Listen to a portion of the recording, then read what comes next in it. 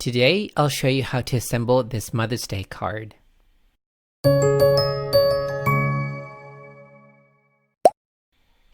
Hello and welcome to my YouTube channel. My name is Omar for Awesome SVGs. Last year, I created this card for my mother, and this year I'm sharing the SVG in English and also in Spanish. The assembly is very easy. Just follow along the video and I'll tell you tips and tricks that'll help you achieve a great result. I always like to use a glue pen to apply my glue. Personally, I love the Alene Tacky Glue Pen. It allows you to apply very thin and fine lines of glue, but you can use any glue pen that you might have. Assemble each of the pieces of the card. Start with the sentiment and the front, and then assemble the rows. It is a good idea to place every piece of the rows, the red cardstock and the green leaves on top of the outline first, so you know which piece goes where exactly before applying the glue. Once you have assembled all your pieces, it's a good idea to use an acrylic block and put it on top so it dries flat. Continue assembling the leaves that you will put behind the banner, the sentiment banner in the front, and also put them under the acrylic block. Next, take your front panel. This is the stitched panel. This panel has a unique stitching that I created that shows very good on the cardstock. It's not just one line. It's a tiny slot that is cut in the cardstock, and it looks almost like the ones you get when using a metal die. To raise that front panel, use a sheet of fun foam. Just cut it a little bit smaller than the front panel. The color really doesn't matter because it won't show if you cut it a bit smaller than the front panel. Now, using double-sided tape or any other tape that you might have, apply it and glue it behind the front panel.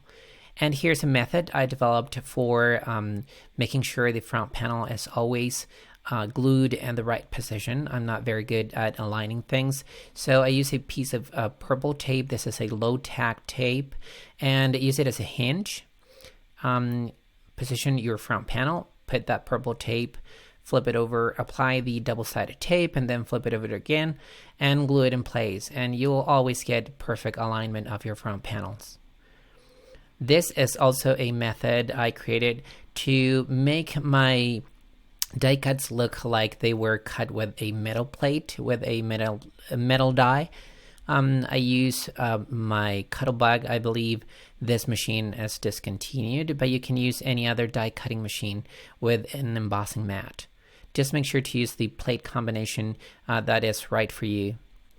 Place them facing up and then turn them over and give it another run through your die cut machine. What this does is flatten the cuts. It flattens the edges and the rough points that your die cuts might have, and it leaves them very flat and almost like if you had cut them with a metal die. Next, assemble the front panel. Apply the rows in the front, just center it. I just eyeballed it. It doesn't need to be perfect at this point. And then place the front sentiment. Remember, the SVG file comes with a Spanish and an English sentiment. I used an American Crafts precision pen and with a 0.1 point and with a 0.5 point. I wrote both sentiments, one on each side, and tried the one that I liked the best. And I ended up using the one written with the 0.5 point. Just try each pen that you might have. This is a good idea also to have options. For this sentiment particularly, I liked the 0.5 better.